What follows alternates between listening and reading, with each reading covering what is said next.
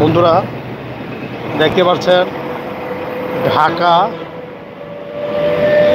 ময়মনসিংহ রোডে প্রচুর পরিমাণে জ্যামজট।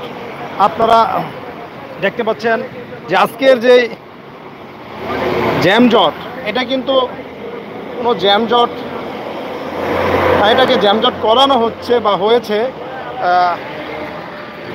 যেভাবেই আমরা বুঝি ফেলি বা বুঝি না কেন, মানুষের ভোগান্তি, রাস্তায় প্রচুর পরিমাণে জ্যামজট ঢাকা ময়মনসিংহ রোড এবং তো আশেপাশের এরিয়াতে যে সকল পরিমাণে জ্যামজট হচ্ছে,